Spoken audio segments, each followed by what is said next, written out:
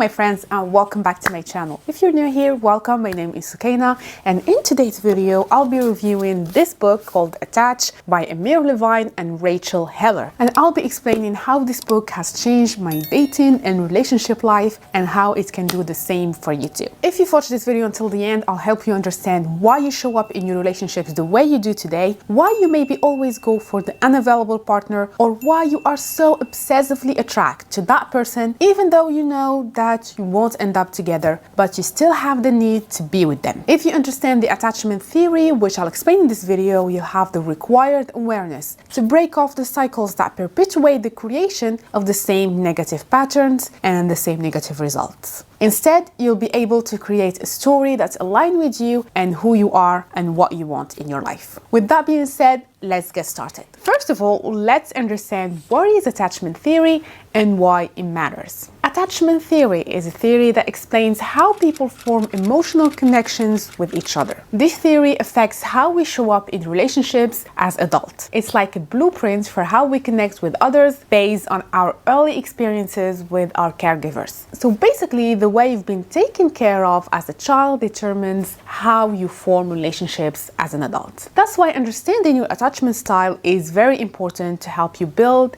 healthy relationships. A lot of research is done today on attachment theory, and there is still a lot to discover on this field, but a recent paper has shown that our attachment style is not only influenced by how our parents cared for us as babies and children, but also by our life experiences. So the good news are it's possible for someone to change their attachment style. In fact, statistics have shown that on average 1 in 4 people do so over a 4-year period. And that's where this video is interesting. So let's find out what are the 3 attachment styles and how you can decode your own and your partner's or that person you're dating. Number 1, we have secure attachment. People who are secure usually had a childhood where they felt safe and confident that their caregiver will take care of them when needed. They had predictable parents and they could always count on them for love and support. As adults, secure people will be warm and loving in their relationships. They're not afraid of being intimate with their partner, they can communicate easily their needs and feelings, and don't over-explain their partner's behavior or assume things unless they were clearly expressed. Number 2, we have anxious attachment. People with an anxious attachment style had to worry as children that their parents might not always be there for them, or they probably had to work for their parents' approval and love. So they might grow up to become clingy and afraid of being left alone. If you have an anxious attachment style, you'd want to always be very close to your partner. You'd want to be intimate early in a relationship. However, you'd always fear that they don't wish to be close to you. You always doubt yourself and your partner. You tend to think a lot about your relationships and be very sensitive to any behavior from your partner, either by taking it personally or over-explaining it and assuming the negative. Anxious people need a lot of reassurance to feel safe and content in a relationship. Number 3, avoidant attachment. In this case, avoidant people have learned to be self-reliant since their childhood. They couldn't rely too much on their caregivers, so they became independent. As adults, they may have trouble getting close to people and therefore will somehow sabotage their relationships. If you have an avoidance attachment style, your independence matters the most to you and you will prioritize autonomy to intimacy. So even though you want to be close to someone, you'd feel extremely uncomfortable with too much closeness and tend to keep your partner at distance. And as soon as you feel the threat of control or invasion of your personal space, you leave. From these 3 definitions, you're probably starting to have an idea by now of which attachment styles you are. But if you still don't have a clue, this book has a quest or sort of questionnaire to go through. The questionnaire is based on the Experience in Close Relationships questionnaire published in 1998 by Kelly Brennan, Catherine Clarks, and Philip Shaver. The full version is available online, so I'll put a link to the questionnaire in the description box, along with a link to purchase the book for more details. Now that you understand the different attachment styles, you probably guessed that the worst combo is anxious-avoidant relationship. Meaning, one person is craving intimacy and the other one is avoiding it and looking for space and independence. That's what we notice very often in dysfunctional relationships.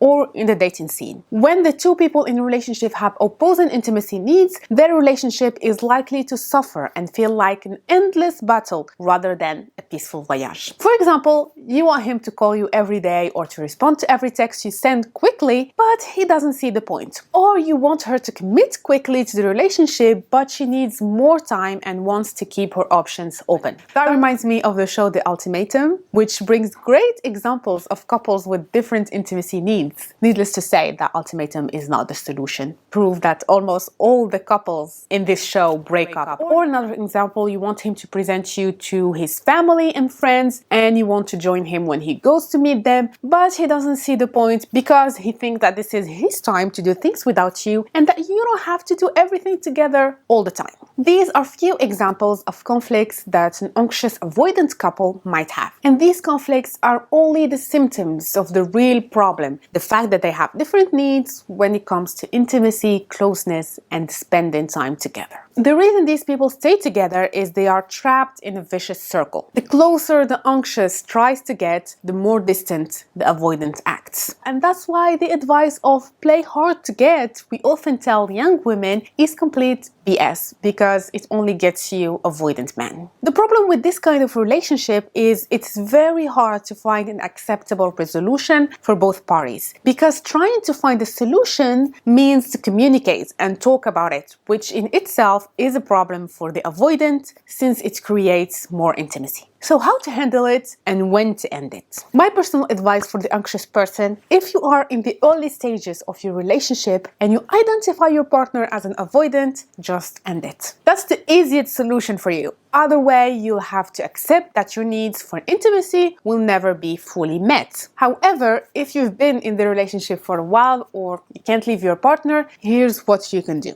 Number one, understand that attachment styles can change. You can ask for professional help to work with you and your partner to become more secure. I know I did that for my couple and still working on it because, of course, once something gives you results, you don't stop doing it. Maybe I can talk about my personal experience in another video, so let me know if you're interested, and of course follow my channel to get notified. Number two, find a secure model and try to adopt their secure ways. Review people in your life and find that secure person you can look up to. It could be a friend, a parent, a sibling. Try to analyze the way they look on life and relationships. How do they handle conflicts? How do they act in different situations? And get inspired to do the same. Number three, change your expectations of your partner or don't have any. Accept your situation and be pragmatic. Stop taking things personally. Learn to do things alone and give your partner space. Make more friends, adopt a pet, join a club, etc. You can do so many activities with other people. And of course, appreciate the moments of intimacy you have with your partner, even if they're rare, and thank them for it. Although, if you're really not happy with your relationship and you keep fighting with your partner about closeness issues,